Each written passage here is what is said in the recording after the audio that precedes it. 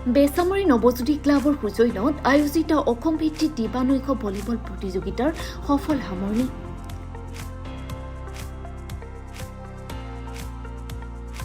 বেচামৰী Dutta AB Siddique জাতীয় বিদ্যালয়ৰ খেলপথাৰত দিবানৈশ ভলীবল প্ৰতিযোগিতা অনুষ্ঠিত হৈ যায়।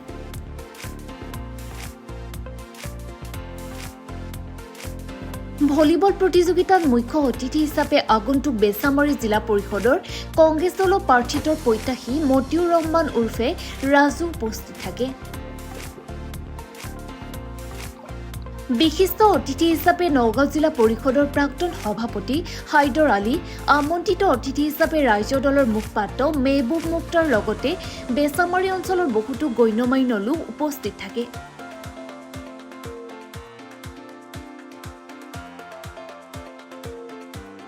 ছটা দলে অংশগ্ৰহণ কৰা ভলীবল প্ৰতিযোগিতাৰ ফাইনেল খেলখন পাঠশালা উদ্যম ভলীবল টীম আৰু নগাঁও ভলীবল টীমৰ মাজত অনুষ্ঠিত হয়।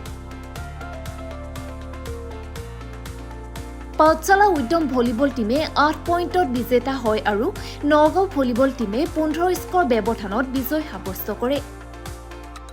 বহুত আনন্দিত হৈছোঁ। সকলো ৰাইজে বহুত ধুনীয়াকৈ খেল উপভোগ কৰি আছে আৰু খেলুৱৈসকলে বহুত ধুনীয়া খেল খেলি আছে। আমি বহুত আনন্দিত হৈছোঁ। আমাৰ এইটো এটা পিছপৰা অঞ্চল, ধুনীয়া খেল এখন অনুষ্ঠিত হৈছে। আশা কৰোঁ প্ৰত্যেক বছৰতে যাতে এনেকুৱা খেল অনুষ্ঠিত হয় আৰু সকলো ৰাইজে উপভোগ কৰিব পাৰিব আৰু খেল ধেমালি কৰিলে মানে শাৰীৰিক স্বাস্থ্য ঠিক থাকে। তেনেকুৱা গুৰুত্ব দিয়ে, আজিকালি খেলতো তেনেকুৱা গুৰুত্ব দিব লাগে। খেল খেলিলে আজিকালি মানুহৰ ফিউচাৰত বহুত কিবা হয়, ধৰক চাকৰিও হ'ব পাৰে, খেল খেলিব পাৰিলে। আজি আমাৰ যেনেকৈ ধৰক ডিং সমষ্টি, ডিঙৰ হিমা দাস, আজি তেওঁ গোটেই অল অভাৰ ৱৰ্ল্ডে তেওঁক চিনি পায় খেলৰ জৰিয়তে।